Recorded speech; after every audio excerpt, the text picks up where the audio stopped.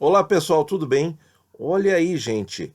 Então, os 20 e poucos por cento dos analistas que pensavam que a queda poderia ser de 75 pontos base, acertaram, realmente aconteceu. De 3,75 temos agora uma Selic em 3%, pessoal. Vamos ver Bom, já dá para ver que o CDI vai para 2,9 e a caderneta de poupança, gente, vai para 2,1% ao ano. Bom, vamos fazer meio que um react aqui com vocês da, da nota, né, do Banco Central. Eles destacam aqui que a pandemia da doença está provocando uma desaceleração global significativa, queda no preço das commodities, o que é muito ruim para o Brasil, porque o Brasil é um país exportador de matéria-prima, né, e aumento da volatilidade nos preços.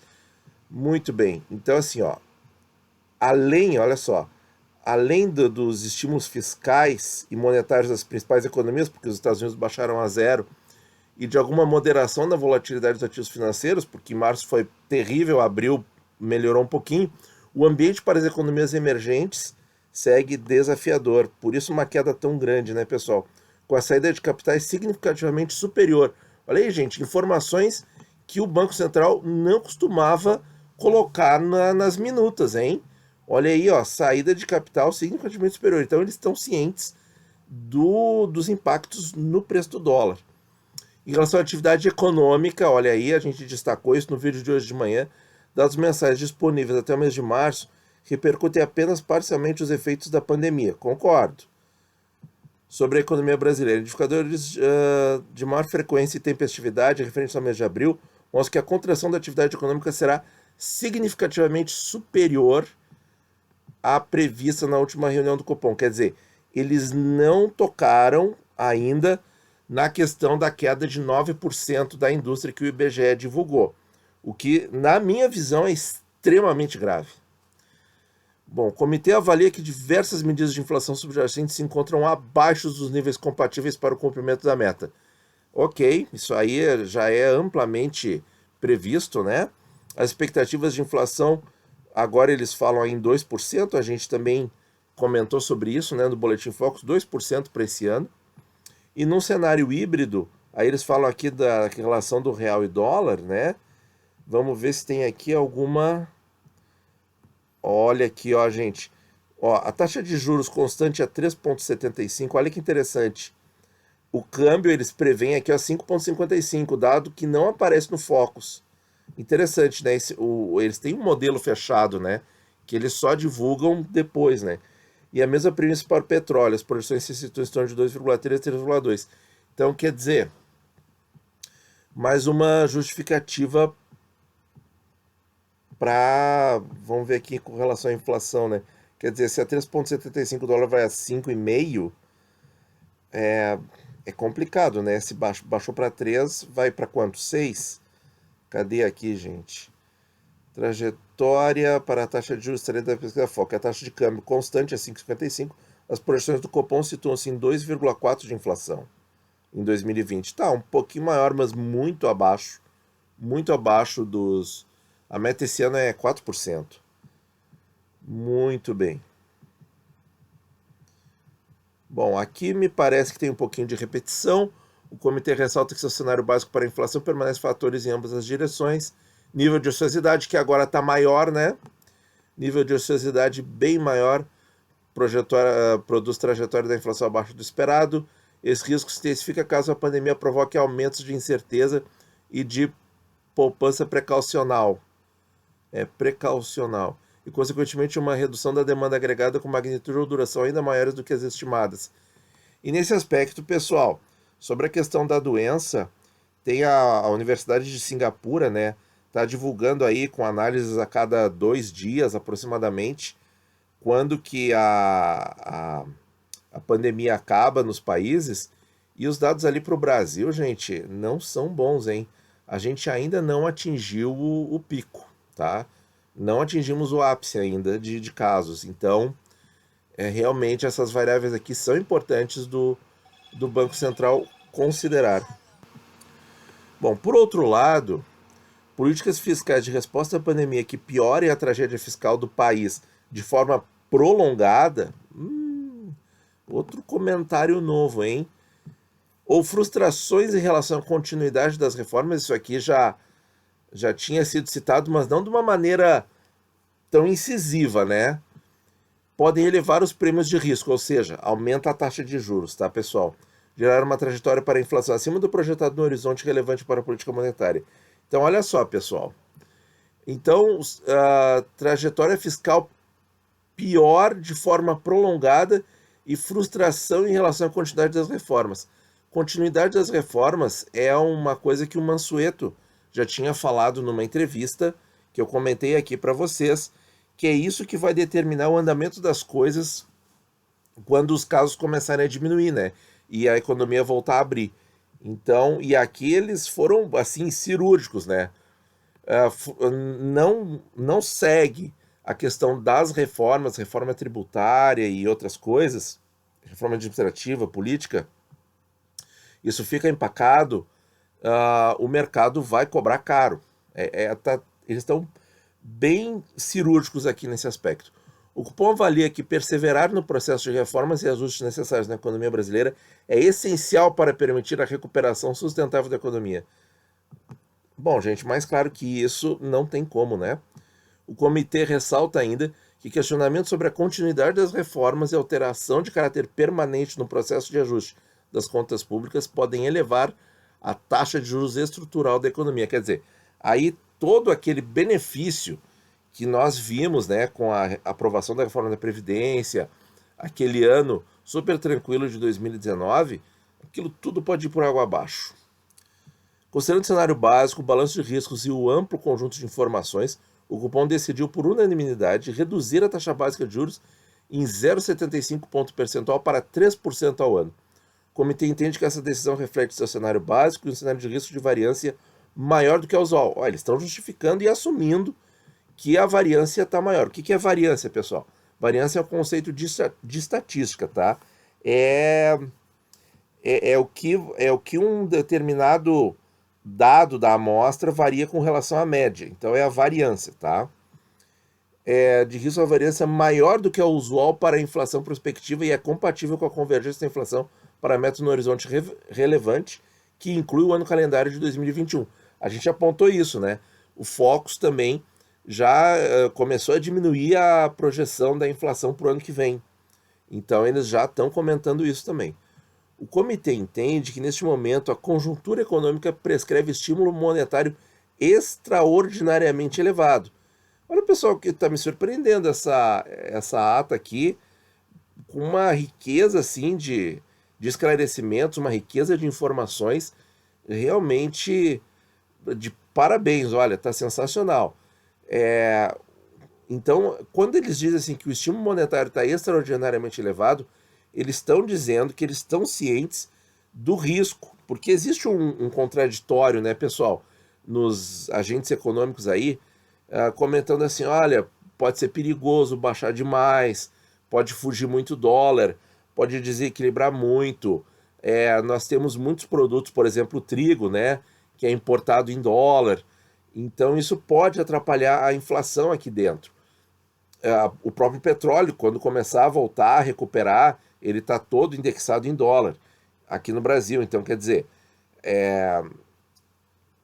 faz sentido essa questão de que alguns economistas apontam de que as reduções muito fortes trazem um risco aí com mais fuga de dólar talvez bater a R$6 no curto prazo, de trazer uma inflação aí depois disso, né? Mas então eles estão mostrando aqui que eles estão conscientes, ó, porque quando eles admitem que o estímulo monetário é extraordinariamente elevado, eles sabem que essa redução está exagerada, certo? Ó, mas reforça que há potenciais limitações para o grau de ajuste adicional. Olha aqui, pessoal. Há potenciais limitações para grau de ajuste adicional. Eles já tinham feito isso em outra ata, dizendo que, inclusive assim, formalmente encerrando o corte de juros. Quer dizer, agora baixaram, mas baixaram mais, falando que é extraordinariamente elevado e agora fecharam a porta novamente. 3%. Bom, Itaú prevê 2,5%, outros economistas 2,75%, alguns mais entusiasmados prevêem 2%. Vamos ver, né? Vamos ver. O que diz aqui, fechou a porta. Então, será que os juros longos vão continuar sendo só estresse? É uma possibilidade, pessoal, bem real. O comitê avalia que a trajetória fiscal ao longo do próximo ano, assim como a percepção sobre a sua sustentabilidade, serão decisivas para determinar o prolongamento do estímulo. Então aqui tem mais uma pergunta. Talvez fique pouco tempo em 3%. É isso que dá para subentender dessa frase. Vamos ver aqui, ó. Outra coisa que não costuma aparecer, ó. 2 membros do comitê ponderaram que, mesmo com a possibilidade de elevação da taxa de juros estrutural, claro, né, com toda essa crise, dólar fugindo, economia quebrando, é claro que a taxa de juros estrutural vai subir. Poderia ser oportuno prover todo o estímulo necessário de imediato. Olha aí, foi o que os Estados Unidos fizeram, né? Baixaram para 0. Fizeram ali deram uma redução ali numa semana, na outra semana, acho que foi até num domingo, cortaram para 0, né? Então, olha só, 2 membros do comitê ponderaram que poderia ser oportuno prover todo o estímulo de imediato, em conjunto com a sinalização de manutenção da taxa básica de juros pelos próximos meses, de modo a reduzir os riscos de não cumprimento da meta para a inflação de 2021. Entretanto, contudo, todavia, foi preponderante a avaliação de que, frente à conjuntura de elevada incerteza doméstica, concordo. Muita oscilação pela frente, gente. O espaço remanescente para a utilização da política monetária é incerto e pode ser pequeno. Quer dizer, lá nos Estados Unidos eles já não tem mais. Aqui, pelo que dá para entender, já quase não tem mais o que cair, certo? Assim, o Copom optou por uma provisão de estímulo mais moderada, com benefício de acumular mais informação até a próxima reunião. Então, 45 dias, metade de junho, né? Esperamos já ter passado o pico da epidemia dentro do país, né? E mundialmente, vários países já estão fora, né? Já estão bem avançados. Que nessa próxima reunião já se tem aí pelo menos uma certeza maior com relação ao rumo da doença dentro do país e que a economia possa ser mais aberta, né? Para a próxima reunião, condicional ao cenário fiscal e à conjuntura econômica, o comitê considera um último ajuste, não maior que o atual. Então não está totalmente fechada a porta. Ó. Vejam que a gente tem que ler tudo com calma e atenção, gente. Não maior que o atual, quer dizer, então 3 menos 0,75 daria 2,25. Para complementar o grau de estímulo necessário como reação às consequências econômicas da pandemia da Covid-19.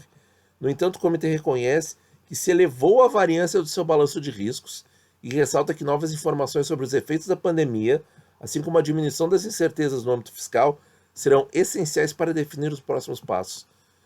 Olha, gente, tá sensacional essa ata.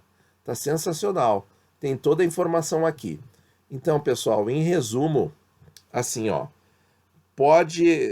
à vontade, eles estão assumindo um risco, eles ampliaram a variância da redução da Selic, tá? Eles estão conscientes disso, estão conscientes do risco, eles citaram isso, citaram que houve aí 2 membros que queriam até que já baixasse tudo agora, talvez para 2% ou 2,25%, mas que eles ainda vão dar mais um tempo para ver como é que fica. E eu acho que esse tempo é crucial, é importantíssimo, porque vai ser um tempo em que a gente vai poder ter uma informação, talvez já começando, já tendo passado o pico da epidemia no país, começando a reduzir. A próxima reunião, né, meados de junho, tá? Agora eu não tenho a data de cabeça, mas eu acho que é segunda quinzena de junho. Então vai estar muito apropriado esse momento com relação ao andamento da doença no Brasil, certo? E eles podem baixar mais uma vez para 2,25. Então eu vou atualizar vocês com relação aos próximos leilões, né? Essa terça-feira não teve. Então, nós vamos atualizar vocês. Muito provavelmente o mercado vai pressionar para ir para 2,25, certo? Que é o que ele deixou mais ou menos pré-alinhavado aqui. Assim, ó, tá dizendo assim, ó, eu não quero, eu não gostaria, eu sei que é perigoso, isso tá muito exagerado, mas ó, pode ser que na próxima a gente reduza mais um pouco. E aí, pessoal, eu acho que o mais importante aqui, tá? Eles não falaram do problema da indústria, menos 9%, 23 dos 26 setores caindo, né? E a gente sabe que esses números vão demorar muito para recuperar. Eles não tocaram nisso, tá? Não citaram isso. Então, assim, gente, eu tô com viés de cautela, viés um pouco mais pessimista, tá? Eu gostaria que essas reduções da Selic acontecessem num contexto mais favorável, num contexto assim enfim, de queda estrutural, porque a redução do risco não precisa mais de um juro tão alto, certo? Eu gostaria que a redução da Selic se desse nesse contexto. E aqui tem uma ata aí que aponta que, olha, pode ser que em seguida tenha que voltar a aumentar, depende das reformas, da continuidade das reformas, depende da questão fiscal. Aí quer dizer, se entrar, se quebrar o teto de gastos, vai dar problema sério, o juro vai voltar a subir forte, tá? A gente espera que isso não aconteça. Então, tá tudo muito bem contextualizado. Eu acho que a ata tá fantástica, certo? Podemos, de repente, então, esperar aí uma próxima redução? Acho que sim, tá? Vamos cumprir o nosso dever cívico aí para a gente passar o mais rápido possível por essa doença terrível que veio assim para. E eu acredito que os efeitos econômicos nos países emergentes é muito pior, né, do que nas economias avançadas, porque Espanha, França, Alemanha, Itália já estão saindo, e mesmo a Itália já foi penalizada, né, com redução do seu nível de investimento pelas agências de classificação. Então, assim, né, realmente ruim para todo mundo, mas parece que para o Brasil, acho que a coisa é um pouco pior, porque a indústria cair 9% é muito violento, gente, tá? Mas assim, ó, 3% é a nova realidade. Acho que o mercado vai pressionar para aqueles 2,25 acontecerem. E eu acho que a gente tem que ter muita cautela, porque eu vejo assim, eu vejo que a curva vai achatar do curto prazo, então talvez os pré-fixados curtos continuem caindo, talvez o 26 caia mais um pouco também.